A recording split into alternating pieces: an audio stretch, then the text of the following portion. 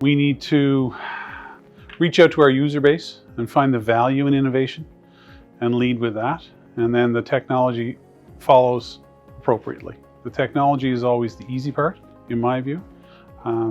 We need to prove the value of an innovative emerging technology, for example, to the user community. And we need to collaborate. We need to talk to each other. The government of Canada is made up of many, many departments.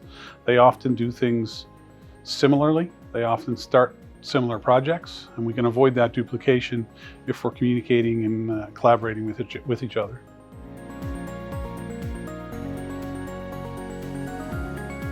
Absolutely. Along with talking to our peers in my peer departments, we should be talking to provinces. We should be collaborating with industry.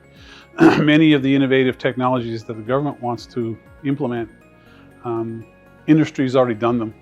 So we can learn from them. We can learn from their mistakes. We can learn from their successes. And it means we don't start at step zero. We could enter into the AI world, for example, having had the advantage of moving 2 or 3 rungs up the ladder based on what someone else has done.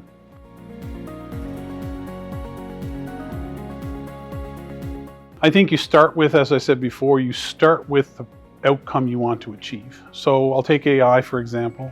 The hype around AI is through the roof, especially since tools like ChatGPT or Bard or Copilot have hit the scenes. We're not going to deliver services on hype. So we need to be able to start with the outcomes, the problems that these technologies can solve.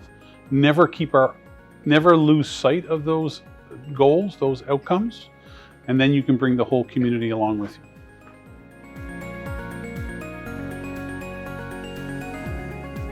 Yeah, so in Shared Services Canada, for example, when ChatGPT hit the scene, about 15 months ago now, the whole hype, the whole landscape around and the conversation around artificial intelligence changed. Prior to that, AI was in the realm of data scientists and data engineers and business analysts working behind the scenes. ChatGPT put the power of AI, generative AI, large language models in the hands of an individual. They could converse with it just like I'm conversing with you right now.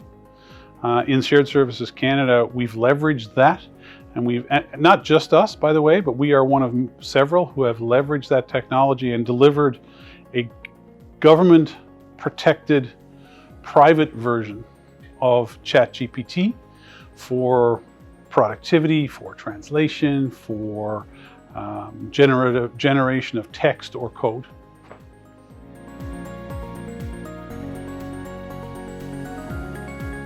The government's always got to talk to industry. It's key to any success we have. The tools we need, the expertise we have, if we don't have it in-house, exists in the private sector. We have to keep up a constant dialogue. We have to approach them when we want to build a capability or procure a capability.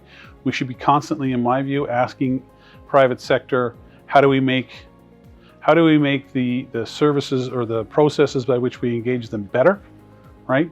And we need to learn from them, and we need to be able to leverage their expertise.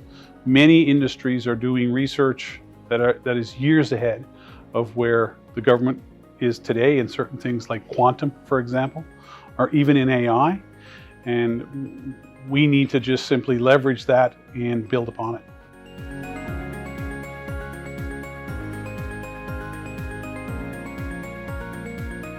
It's always the balance, I think, especially in a country like Canada that's so wide and so broad. High-speed internet is not a luxury for all Canadians. There's certain demographics that don't use it as much as others. And I think any digital service that the Government of Canada produces for citizens must take that into account. And there are ways of doing that. I think, we won't be 100% digital. The technology simply isn't there today. And we need to accommodate citizens who either can't or don't want to access services that way.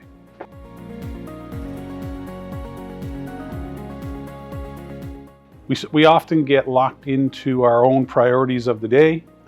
What I heard today, especially around overcoming some of the barriers of innovation, and bringing digital service to Canadians is shared not just across government, but across industry, across academia. We all know what the problem is, and we're firmly focused on solving it. And things like this conference today allow us to come together and maybe form relationships and start leveraging a new knowledge base from someone you didn't know before. So I think it's about misery loves company. It's about validating that the way we view innovation is a view that's held by many, and the solutions that we think are appropriate are deemed to be appropriate by the greater community.